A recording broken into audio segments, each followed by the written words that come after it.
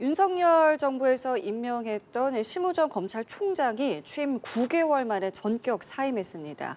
심 총장은 새 정부의 검찰 개혁에 대해서 쓴소리를 내놓기도 했습니다. 한편 이 대통령은 국무회의에서 선출 권력인 국회 존중을 당부했는데요. 관련 내용 포함한 정치권 이슈들 김성환 시사평론가, 최수영 시사평론가 두 분과 함께 짚어보겠습니다. 어서 오십시오. 네, 안녕하십니까? 예, 안녕하십니까. 심우정 검찰총장이 사의를 표했습니다. 임기가 어쨌든 법으로 정해져 있긴 합니다만은 여러 가지 지금 상황상 예정되었던 예상된 수순이었다 이런 발언들도 있고요. 일단은 검찰 개혁에 대해서도 여러 가지 본인의 입장을 내놓긴 했는데요. 이 지금 사의에 대해서는 좀 어떻게 보셨는지 먼저 듣겠습니다. 네, 사실 1988년 그때부터 이제 임기 2년에 이제 보장이 받는 검찰총장이 이제 제도가 시행됐는데 제가 자료를 보니까 그간 25명 중에서 임기를 못 채우고 중도에 그만두면 16명 되더라고요. 그러니까 사실상 3분의 2가량이 이제 중도에 그만뒀다는 거는 검찰이 정치 권력으로부터의 중립 이런 것들이 자유롭지 못하다. 이런 반증이겠죠. 그러니까 새 정부가 출범하면은 임기가 남았어도 이렇게 관행적으로 사퇴하는 게 그게 일종의 문화처럼 자리 잡았는데 또 마찬가지 심우정 검찰총장이 그렇게 이제 전 총장이 이제 됐죠. 이 임식을 했기 때문에. 자, 그런데 저는 여기서 지적드리고 싶은 말씀은 사실상 이런 부분들이 과연 이제 이렇게 계속 반복이 되다 보니까 이게 과연 검찰의 중립성과 독립성을 유지하는 제도적 장치가 2년 임기제였는데 이게 사실상 형해가 된 거 아니겠습니까? 더더군다나 심우정 검찰총장은 지금 그동안의 검찰은 총장만 바뀌면서 넘어갔지만 이번에는 심우정 총장이 그만두고 나면 아마 지금 연말까지 이 검찰청 이름 자체가 역사 속으로 사라지고 그다음에 수사청과 기소청으로 분리되는 그런 지금 사실상 어떤 앞으로의 운명이 예고돼 있는 상황에서 심우정 검찰총장이 그만두기 때문에 사실상 지난 24명의 전 총장보다 그러니까 15명의 그 전 총장보다도 심우정 총장은 더 지금 사실상 굉장히 무겁고 어려운 지금 상황이 돼버린 거죠. 그런 측면에서 취임이 1년도 안 된 총장이 물론 이제 새 정부가 들었으면서 어떤 사실상 지금 검찰 개혁이 화두가 된 상황이기 때문에 이런 부분들 제가 이해는 합니다만 과연 이럴 거면은 검찰총장의 임기제도가 무슨 의미가 있었을까라는 생각과 함께 앞으로 검찰 개혁이 또 하나의 화두가 될 것 같은데 이런 부분들이 또 새 정부의 굉장히 난제가 또 될 수도 있겠다 그런 생각은 듭니다. 예, 먼저 사의 표명에 대해서 좀 배경과 지금 시점에 대해서 어떻게 보셨는지 듣겠습니다. 그 사의를 어떻게 표명하지 않을 수가 있겠습니까? 내란 동조 혐의까지 받고 있는 상황이고요. 자신이 검찰총장으로 있을 때 대통령 배우자에 대한 수사, 그리고 무혐의 처분, 이거 국민들이 다 지켜보지 않았습니까? 그러니까 검찰의 중립성, 독립성을 훼손한 당사자이기도 합니다. 그리고 내란에 동조했다고 하는 의심을 받고 있는 상황이거든요. 가장 비근한 예로 검찰총장한테 역대 총장에서 한 번도 없었던 비어폰을 지급했다는 거 아닙니까? 그리고 명태균 게이트 터지고 난 다음에 김건희 여사 주가 조작 혐의 다 지금 무혐의 처분했을 때 그 직전에 김주현 민정수석하고 비아폰으로 통화했다는 사실이 알려졌고요. 김주현 또 민정수석은 대통령하고 또 김건희 여사하고 통화했다는 사실도 지금 비아폰 사용 내역으로 확인되고 있는 것 아닙니까? 그럼 검찰이 뭡니까? 저는 검찰 역사가 윤석열 총장 이전과 이후로 나뉜다고 생각해요. 그 이전에는 그래도 검찰이 정치화됐다고 하는 비판은 많이 받았지만 정치 그 자체가 검찰이 되지는 않았단 말이에요. 그러니까 권력 그 자체는 아니었습니다. 일정하게 권력에 맞서기도 하고 또 협조하기도 하면서 검찰이 생존을 이어왔다고도 할 수 있거든요. 그런데 윤석열 정권 들어서고 난 다음에는 검찰 그 자체가 정권의 한 모습이 됐던 거예요. 그러니까 일치됐던 검찰 정권이었던 겁니다. 윤석열 검찰총장이 그렇게 만들어놨고요. 윤석열 대통령이 만들었고 심우정 검찰총장도 거기에서 예외는 아니다. 이렇게 본다면 지금의 검찰 개혁에 반대할 명분도 없고 그리고 검찰총장 자리를 지킬 명분도 없는 것이다. 앞서 검찰총장 임기 다 지키지 못한 거 그런 부분에 대한 지적을 해주셨지만 지금은 그런 걸 따질 계제도 아니다. 이렇게 생각합니다. 저는 검찰 개혁에 대해서 반대하는 입장을 사실상 발표하고 그리고 이제 직을 내려놨는데요. 그것보다는 빨리 가서 수사받으시라, 조사받으시라는 말을 먼저 해주고 싶습니다. 예. 자, 이렇게 심 총장의 사태와 맞물려서 검찰 지휘부가 일제히 사의를 표명한 가운데 이른바 검찰 내 이제 빅3를 전격 교체하는 간부 인사도 진행이 됐습니다. 그간에 좀 전 정부라거나 아니면 검찰과 좀 대립각을 세웠던 인사들이 눈에 띄었는데 그렇죠. 어떻게 바라보셨습니까? 그러니까 이제 뭐 김태훈 뭐 검사장 이런 분들은 사실상 지난 그 친문 검찰로 이제 알려졌다가 윤석열 정부 들어서 좌천되다 다시 복귀했는데 저는 이제 그런 걸 보면서 그래요. 이것이 이제 사실상 또 다른 이제 줄 세우기가 또 시작되는 건 아니냐. 그러니까 결국에 그 조직원들 사실 검찰이라고 해서 다 정치 검찰만 있는 건 아니잖아요. 많은 분들이 이제 민생 현장에서 수사도 하고 있는데 마치 이제 권력에 조금 말하자면 밉보이거나 혹은 권력에 이제 전 정부로부터 좀 정치 성향이 드러나서 좀 탄압받으면 다시 그 다음 정부가 들어서면 좋은 자리를 영전한다.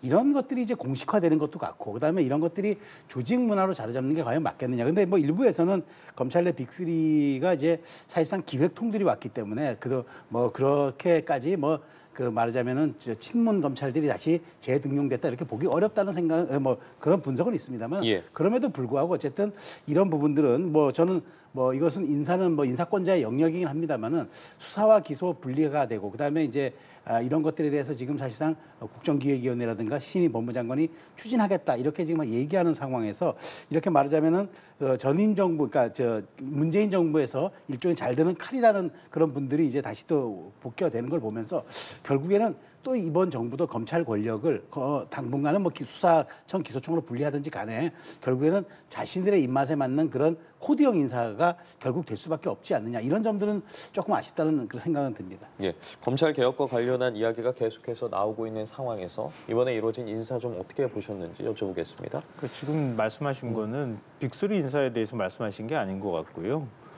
이문정 서울 동부지검장, 그다음에 김태원 남부지검장 2명을 얘기하신 것 같아요. 일종의 이제 한직을 전전했던 현 정권하고 일정하게 각을 세우거나 검찰 내부에서 굉장히 불편하게 생각했던 인사들을 발탁한 거잖아요. 그 부분에 대해서는 일정하게 뭐 맞는 말일 수도 있겠다 싶은데요. 빅3라고 하는 노만석 대검차장, 정진우 서울중앙지검장, 성상원 법무부 검찰국장 3명은요. 검찰 내부에서 어느 쪽 편도 아니라는 평가를 받고 있다고 하거든요. 그러니까 친문 검사도 아니고 친윤 검사도 아닌 겁니다. 그러니까 지금 이제 검찰 고위직들이 일괄적으로 사표를 제출했잖아요. 그러니까 그 사람들은 어떻게 해서든 물러날 수밖에 없는 사람들이었던 거예요.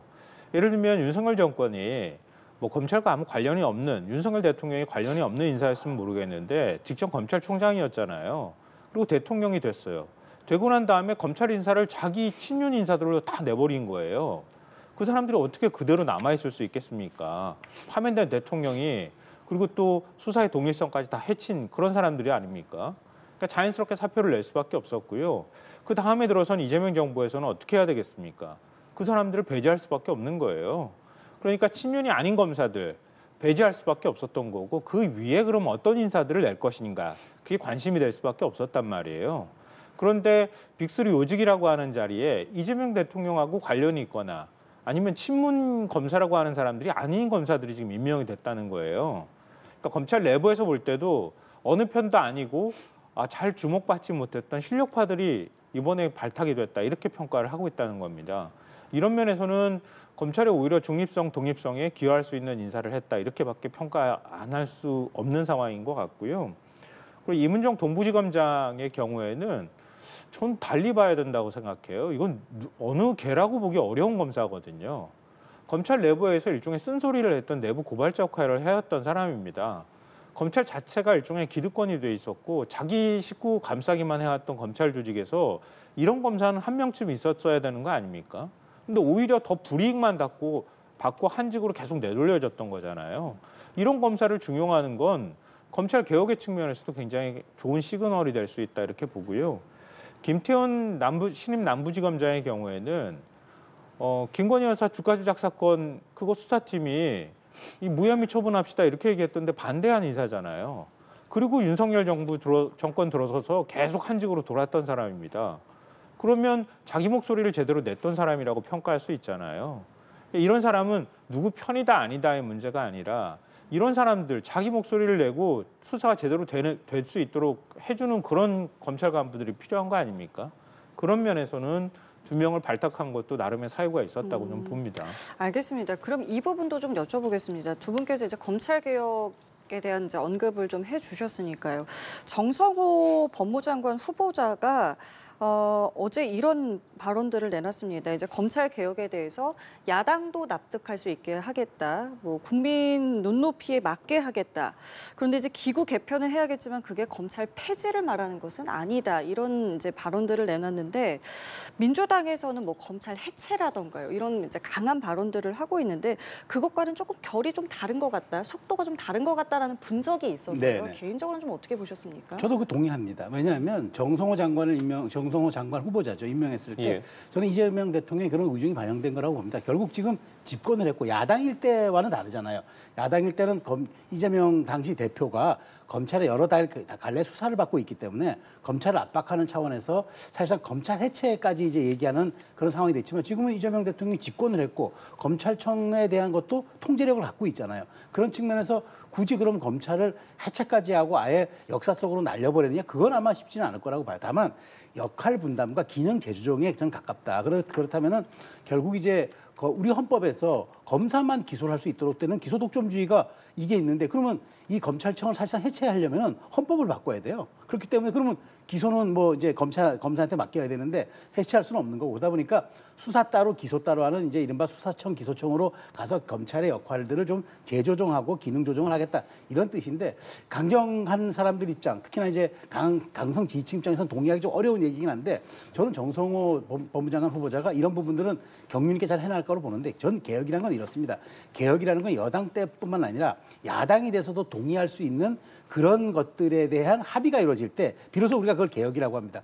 칼자루를 쥐었을 때 자기가 입맛에 맞게 자기가 말하자면 자기 의도대로 이끌어간다? 그건 사실상 개혁이 아닌 거죠. 그거는 개악이 될 수밖에 없는데 결국 내가 이건 야당이 되더라도 우리가 야당일 때도 받아들일 수 있는 것이 바로 이제 개혁의 핵심 과제라 생각한다 그러면은 검찰의 본연 기능을 살리면서 정치 검찰을 정확하게 도려내고 그다음에 검찰의 어떤 중립성과 독립성들을 다시 국민들에게 돌려드리는 그런 것들이 저는 검찰 개혁의 핵심인 거지. 뭐 검찰청을 그냥 역사 속으로 띄워버린다고 해서 그게 검찰 개혁은 아니잖아요. 그런 점들이 또 민생 수사에도 정말 한치 소홀함이 없도록 하는 게 저는 그래서 정성호 장관 후보자가 5선의 경륜도 있는 데다가 상당 부분 이런 데 대한 이해력이 높은 것 같아서 이재명 대통령이 지지층의 결과는 좀 다른 것들을 선택한 게 아닌가 저는 그렇게 분석이 됩니다. 이 톤다운된 발언에 대해서 좀 어떻게 좀 보셨어요? 저는 이재명 대통령의 묘수라고 봐요. 그러니까 정성호 의원을 법무부 장관에 임명하면서 일단 검찰 내부 자체가 그렇게 크게 동요하지 않는다는 것 하나 하고요. 둘째 민주당이 이제 검찰 개혁안들 법안을 지금 내고 있잖아요. 그 법안이 뭐 완전한 이제 정답이라고 보기는 어렵지만 불안감을 갖고 있는 사람들이 적지 않단 말이에요.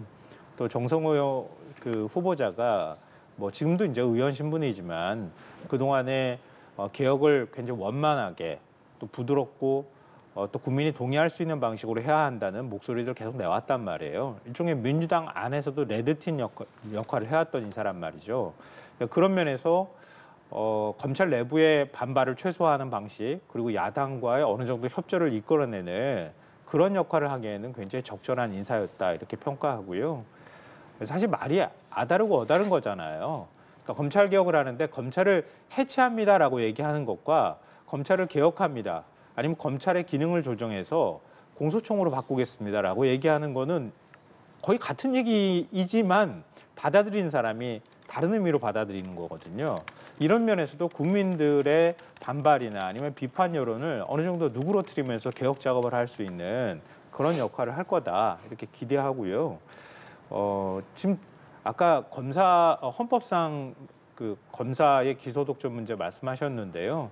이거는 이미 그 헌법재판소에서도 판단을 내린 바가 있습니다. 검사 혼자 지금 검찰청 자체가 헌법기관이 아니라는 판단도 이미 헌법재판소가 내렸고요.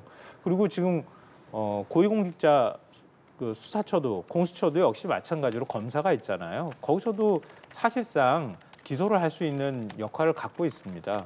그런 것처럼 검찰을 뭐 어떤 방식으로든 개혁한다 하더라도 공소청에 있다고 하면 공소청이 검찰을 대체하는 기관이 되는 거예요. 일종의 공소청이 공소제기를 할 수 있는 기관이 되는 거고요. 그건 기소독점에 따른 것이고요. 그리고 검찰이 갖고 있는 수사권은 그건 헌법상 보장되어 있는 권리는 아니란 말이에요. 그럼 그 부분에 대해서는 어떤 방식으로든 역할을 조정할 수가 있는 거죠. 그러니까 뭐 예를 들면 중대범죄 수사청을 만들어서 그쪽으로 검사가 내가 수사를 하겠다고 하면 검사의 지위만 달라지는 것이지 수사하는 검사가 되는 거예요, 사실상. 그러니까 수사관이냐 아니냐 하는 거는 명칭에 관한 부분이니까요. 그러니까 그런 면에서도 뭐 검찰 해체다 이렇게 표현하는 건 좀 과하다고 생각하지만, 그러니까 그런 면에 있어서도 정성호 후보자가 유연하게 국민들의 여론을 만들어가면서 최대한 국민들의 피해가 가지 않는 방식으로 검찰개혁을 해나갈 것이다. 문재인 정부가 검찰개혁을 제대로 하지 못함으로써 오히려 거센 역풍을 맞고 검찰총장 출신 인사가 차기 대통령이 되는 일종의 정권 연장에 실패하는 아픔을 민주당이 겪었기 때문에 그런 교훈도 이번 인사에 다 반영이 된 것이다라고 판단합니다. 알겠습니다. 자, 그럼 지금 이 시각 국회 상황은 어떤지 저희 취재기자 연결해 보겠습니다. 여야가 이사의 충실 의무 대상을 회사에서 주주까지로 확대하는 상법 개정안 심사에 돌입했습니다. 이재명 정부 들어 처음으로 여야가 합의하는 법안이 될지 주목되는데요. 국회 취재기자 연결해 보겠습니다. 장효인 기자 관련 내용 전해주시죠. 네, 국회 나와 있습니다. 말씀하신 대로 여야는 오늘 오전부터 법제사법심사위원회를 열고 법안심사 제1소위원회에서 상법 개정안을 논의하고 있습니다. 이사가 충실해야 하는 대상을 회사에서 회사와 주주까지로 확대하는 내용이 골자입니다. 지난 3월 당시 대통령 권한대행이던 한덕수 전 국무총리가 거부권을 행사하며 폐기된 법안인데 민주당이 다시 발의했습니다. 여야 원내대표는 어제 오후 회동에서 상법 개정안을 가능하면 합의 처리하도록 노력하자고 뜻을 모았습니다. 핵심 쟁점을 놓고 협의가 원만히 진행될지가 관건인데요. 여야는 감사위원 선출 시 최대 주주와 특수관계인의 의결권을 3%로 제한하는 조항을 놓고 입장차를 보여왔습니다. 야당은 배임죄 소송 증가 같은 문제점을 보완해야 한다고 주장했는데요. 여당은 배임죄 부분을 여야가 이후에 논의한다는 방식으로 정리하면 야당도 크게 반대할 이유가 없다고 본다고 했습니다. 특히 여당은 중요 쟁점에서 접점을 찾아보겠다면서도 합의가 안 돼도 개정안은 통과시켜야 한다고 못 박았습니다. 따라서 상법 개정안은 여야 합의와 무관하게 내일 본회의가 열리게 되면 김민석 국무총리 후보자 인준안과 함께 처리될 걸로 예상됩니다. 네, 여야 주요 일정도 알아보겠습니다. 여당에서는 검찰개혁 논의가 한창이고 야당에서는 송원석 비상대책위원회가 닻을 올렸다고요? 네, 그렇습니다. 검찰개혁을 추진 중인 여당은 오늘 오후 관련 토론회를 엽니다. 검찰청을 폐지하고 수사는 중대범죄수사청에, 기소는 공소청이 맡는 검찰개혁 4법 등이 주로 논의될 전망입니다. 올해 추석 전까지 검찰개혁을 완수하겠다고 밝힌 차기 당대표 후보 정청래, 박찬대 의원이 동반 참석해 관심을 모으고 있습니다. 김병기 원내대표도 오전 회의에서 본격적인 검찰개혁의 시간이라며 정부와 합심해 검찰개혁을 차질 없이 추진하겠다고 강조했습니다. 여당은 아직 구체적 시점을 정하진 않았는데 내각 구성이 끝난 뒤에 본격화할 걸로 내다봤습니다. 야당에선 송원석 원내대표가 비대위원장을 겸임하는 비대위가 공식 출범했습니다. 첫 일정으로 현충원을 참배하고 취임 기자회견을 열었는데요. 송 비대위원장은 기자회견에서 승리하는 야당으로 거듭나는 초석을 놓겠다며 3대 활동 방향을 밝혔습니다. 안철수 의원을 혁신위원장으로 임명해 안 위원장을 주축으로 혁신안을 마련하고 집권 여당을 비판, 견제하며 유능한 정책 정당으로 거듭나겠다는 구상입니다. 아울러 비대위는 오는 8월 중 새 당대표를 뽑는 전당대회 준비에 주력할 방침입니다. 국회에서 전해드렸습니다. 네, 저희는 스튜디오로 돌아와서 정치대담 이어가 보도록 하겠습니다. 앞서 국회 취재기자가 전해준 것처럼 상법 개정안 합의 처리에 여야가 뜻을 모았습니다. 오랜만에 여야의 협치 소식인 것 같은데 네. 사실 국민의힘이 어쨌든 계속해서 그동안 반대를 해왔던 상황이었는데 전향적으로 좀 의견을 좀 바꾼 배경은 어떻게 봐야겠습니까? 아무래도 국민 여론을 의식한 거겠죠. 그리고 이제 지난 정부에서는 이게 대통령 거부권에 막혀서 이제 못했는데 결국에는 이제 이게 주주의 이익을 확대한다. 그렇다면 사실상 많은 지금 우리가 주식시장도 개미 투자자들이 있습니다만은 주주들의 마음을 살 수 있는 건데 만약 국민의힘이 이걸 끝까지 반대한다 그러면은 마치 기업인 편을 들고 주주 편을 들지 않는 것으로 비춰지는 그런 상황이 되기 때문에 국민의힘으로서도 끝까지 반대하기 좀 부담스러웠을 겁니다. 다만 이제 국민의힘이 합의해 줬잖아요. 이걸 합의 처리하겠다. 그렇다면 저는 이 부분은 민주당이 좀 속도 조절할 필요가 있다고 봐요. 국민의힘이 반대했을 때 그걸 강행 처리하거나 혹은 단독 처리할 수는 있다고 보는데 국민의힘이 이렇게 합의 처리해 주겠다고 하고 더더군다나 뭐 그 사실 이사 충실 의무 대상 확대하고 예. 전자주총에 대해서는 우리가 먼저 선제적으로 해주고 그다음에 이건 합의해주고 그다음에 나머지 법안들 뭐 나머지 좀 문제점이 있던 것들은 세제 개혁 법안에 같이 패키지로 넣어서 우리가 좀 충실하게 논의해 보자 하는데 민주당 입장에서는 이거 먼저 선 시행하고 후 보완하겠다. 근데 사실상 문제가 있으면 사전에 걸러내는 게 맞는 거지 뭐 해본 다음에 문제점이 있으면 나중에 보완할게요. 이건 선후 관계가 좀 바뀐 거라고 생각이 되기 때문에 일단 저는 어쨌든 국민의힘이 이렇게 전향적으로 나온 이상 그다음에 이게 또 지금 말씀하신 것처럼 협치의 1호 법안이 될 수도 있거든요. 그렇다면 저는 이런 부분들은 속도 조절할 필요가 있다.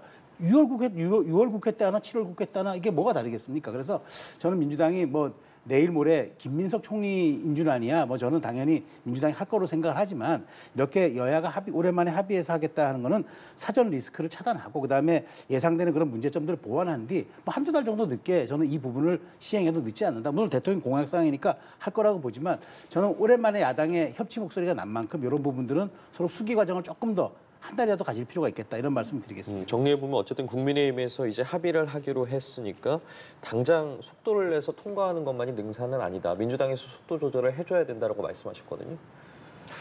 그 주주들이 받아들일까요? 지금 겨우 주가 3,000선 넘었는데 윤석열 정권 시절에도 이 주가 부양 정책들을 내놨었거든요. 근데 기업들한테 감세를 해주면서 기업들이 예를 들어서 뭐 배당을 많이 늘려준다거나 이렇게 하면은 나름대로 이제 인센티브를 주는 이런 대책 내놨지만 하나도 먹히지 않았잖아요. 지금 이재명 정부 들어서서 대한민국 경제가 뭐가 달랐습니까? 이전에 윤석열 정권하고 달라진 게 뭐가 있어요? 대외 여건들도 여전히 불안한 건 마찬가지예요. 그런데 주가가 막 오르잖아요. 왜 오르겠습니까? 상법 개정안이나 이런 것들에 대한 기대감 때문에 오르는 거잖아요. 그 외국인들도 주식 투자하는 거고요. 글로벌 스탠다드니 어쩌니 이런 얘기하지만 이게 바로 글로벌 스탠다드인 거예요. 그러니까 기업을 투명하게 운영을 하고 뭐 총수가 마음대로 좌지우지하는 이런 방식이 아니라 주주들이 투자할 만한 회사를 만들면 자연스럽게 주식 투자를 하고 있다는 거거든요. 그럼 그 상법 개정안을 지금 빨리 해줘서 쇳불도 당김에 빼라고 했다고 좀 여기서 속도를 더 내줘야 되는 거 아닙니까? 그래야 뭐 부동산 시장 얘기도 하지만 이재명 대통령도 언급했지만 집에다 투자하는 거 그거보다 더 주식 투자했을 때 이익이 날 것 같으면 국민들이 이렇게 집 사는 데 매달리지 않을 수도 있는 거잖아요. 근데 이것도 늦추자고요. 이 윤석열 정부 시절에도 이미 거부권 행사했던 거잖아요. 그러니까 이거는 여기 2단계까지 오는데 얼마나 힘들었습니까? 근데 이건 안 하자는 얘기로 들릴 수 있다. 그러니까 오히려 국민의힘이 시간을 더 늦추게 하는 것은 굉장히 안 좋은 시그널이 될 수 있다. 이런 말씀 드리고요. 제가 볼 때는 거의 다 큰 틀 안에서 동의가 되는 것 같아요. 민주당도 감사위원 선출할 때 대주주하고 특수관계인 지분 3% 그 이상의 지분을 가지고 행사하지 못하도록 하는 거. 이 부분은 어느 정도 열어두고 지금 협상에 임하겠다고 얘기하는 거거든요. 그럼 나머지 것들은 집중투표제라든가 이런 거밖에 없어요. 뭐 전자주총 도입이나 이런 것들 국민의힘이 크게 반대할 건 없잖아요. 그러면 주주 충실 의무 이 부분이 핵심 쟁점이 될 수밖에 없거든요. 근데 배임죄 문제는 건드리면은요, 이거는 간단하지 않을 거예요. 그러니까 배임죄 면책 사유를 만들어 준다고 하는 거는 그러니까 예를 들어서 대주주가 자기 마음대로 기업 돈 막 빼쓸 수도 있다는 얘기가 될 수도 있는 거거든요. 그런 면에서는 굉장히 디테일하게 들여다봐야 할 필요가 있고요. 또 실제로 주주 충실 의무를 뒀을 때 그 다음에 나타나는 부작용이나 효과들을 좀 보고 판단할 필요도 있는 겁니다. 미리 싹 없애버리거나 아니면 완화해 버렸을 때 나타나는 부작용이 더 클 수 있잖아요. 그러니까 그 부분에 대해서는 사후에 보완 대책을 만들어가는 것도 방법이 될 수 있을 것 같다. 미리부터 오히려 법 규정이나 이런 것들을 처벌을 완화해 줬을 때 나타나는 부작용을 생각한다는 거는 너무 과도하고 앞서가는 것이다. 이렇게 생각합니다. 알겠습니다. 자, 그리고 어제 이재명 대통령이 국무회의에서 국무위원들에게 선출 권력인 이 국회 존중을 당부했습니다. 이 목소리 듣고 대담 이어가도록 하겠습니다. 함께 보시죠. 국회는 국민으로부터 직접 권력을 위임받은 기관이어서 우리 국무위원들께서 국회에 가시면 그 직접 선출된 권력에 대해서 존중감을 가져주시면 좋겠어요. 네, 어제 국무회의에서의 발언입니다. 저 발언이 왜 나왔을까에 대해서 다양한 이제 이야기들이 있었는데 이제 일단은 이제 이진숙 방통위원장에 대한 뭐 경고가 아니겠느냐 쪽으로 이제 좀 몰리고 있는 것 같아요. 어떻게 좀 들으셨습니까? 저도 뭐 그런 식으로 들었습니다. 근데 좀 두 가지 측면을 한번 지적드리지 않을 수 없는데 첫 번째 뭐냐면 저 대통령의 인식이 전 그렇게 볼 수도 있다고 봅니다. 그러니까 우리가 선출 권력이라면 국민이 가장 먼저 제 민주주의에서 가장 큰 게 이제 대통령이고 그다음에 그 단위가 다음 단위가 이제 국회의원 총선이고 총선에 있는 분들이 공천하는 분들이 이제 지방 권력이니까 그 순서는 맞다고 봐요. 그런데 우리 법의 정신에서는 입법, 사법, 행정을 삼권 분립이라 하잖아요. 근데 입법 권력이 우선순위를 가졌다고 입법 권력이 그러면 모든 권력에 그 앞서서 있는 이른바 서열을 갖고 있는 겁니까? 그건 잘못된 인식이죠. 삼권은 동등하게 균형과 견제 속에서 이루어져야 한다는 게 민주적인 정신이잖아요. 그렇기 때문에 그런 국민들이 선출 권력이 가장 그 우선시 될 수 있다라는 인식은 동의하지만 그것이 반드시 그렇게 가야 한다. 이 점은 저는 동의하기 어려워요. 왜냐하면 그건 상권 분립의 정신에 어긋나기 때문에 그 정신이 존중돼야 한다는 말씀 먼저 드리고 두 번째 이제 이진숙 방통위원장 겨냥한 건 맞아요. 그런데 저는 이렇게 생각합니다. 지금 이진숙 방통위원장이 지금 나 혼자 하는 것은 사실상 이게 독임제 기구다. 그래 방통위가 합의제 기구인데 독임제처럼 지금 운영되니까 이건 정신이 안 맞으니까 빨리 그렇다면 대통령 추천해달라 이런 얘기인데 그럼 대통령 입장에서는 대통령 추천해봐야 지금 현 이진숙 위원장하고 1대1 구도가 되면 맨날 둘이 싸워가지고 아무것도 안 될 테니까 의미 없다 이 얘기한 것 같은데 그러니까 빨리 5인 체제로 가줘야죠. 저는 이 부분은 저는 정치권이 직무유기하고 있고 그다음에 이 대통령도 빨리 국회에다가 방통위원 추천을 해가지고 방통위 기능을 정상화시켜 주십시오. 저는 이렇게 얘기하는 게 맞는데 순서적으로 거기에서 마치 이진숙 위원장이 얘기하니까 그게 뭐 큰 의미 있겠느냐 둘이 싸울 텐데 저는 방통위가 합의제 기구인 만큼 합의제 정신을 살려주고 사실상 이제 방통위든 검찰청이든 뭐든 이재명 대통령이 가장 우위에 있고 그다음에 선출 권력이고 또 대통령이기 때문에 통제할 수 있지 않습니까? 그렇기 때문에 기능의 정상화라는 측면에 방점을 찍어야지 이걸 가지고 사실상 뭐 독임제 기구가 안 되도록 하겠다는 이진숙 위원장의 얘기를 그렇게까지 곡해할 이유는 또 없다. 저는 그렇게 봅니다. 좀 잘못 해독을 하신 거 아닌가 싶어요. 이재명 대통령의 발언을. 저는 사실 좀 울림이 있는 발언이었다고 생각하거든요. 대통령이 선출된 권력을 존중해야 한다. 이렇게 얘기를 한 발언을 제가 거의 들어본 적이 없는 것 같아요. 우리가 내란 상황을 겪었던 거잖아요. 그리고 대통령 권한대행이라는 사람이 마치 대통령 행세를 하면서 이후에 대선 출마까지 하는 모습들을 우리가 다 지켜봤던 겁니다. 그 사람들은 선출된 권력이 아니었어요. 그러니까 국민이 만든 권력이 아닌, 그러니까 임명된 사람들이, 그러니까 뭐 파면된 대통령이 임명하거나 직무정지된 대통령이 임명한 사람들이었던 거예요. 이런 사람들이 대통령 권력을 흉내내면서 대한민국을 혼란 속으로 빠뜨렸잖아요. 이런 모습들을 지켜봤던 입장에서 이재명 대통령의 발언은 당연히 전 울림이 있을 수밖에 없다 이렇게 생각하고요. 그리고 그런 연장선에서 볼 때 이재명 대통령의 발언은 이렇게 돼 있는 거예요. 국무위원들이 국회에 가면 직접 선출된 권력에 대해 존중감을 가져주면 좋겠다. 이렇게 얘기한 거예요. 그러니까 상권 분립에 관한 문제가 아니고요. 선출된 권력은 대통령과 그리고 국회의원이잖아요. 그래서 입법하고 행정으로 구분되는 거잖아요. 근데 선출된 권력인 대통령이 임명된 국무위원들한테 한 말인 겁니다.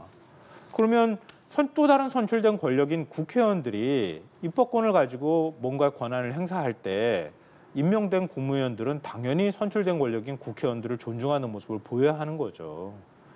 그리고 앞으로 민주당이 제도적인 개혁들을 추진할 때 국무위원들이 그런 부분에 대해서 적극적으로 검토하고 같이 협조해달라 이런 당부의 말로 이해하는 것이 저는 맞다고 보고요.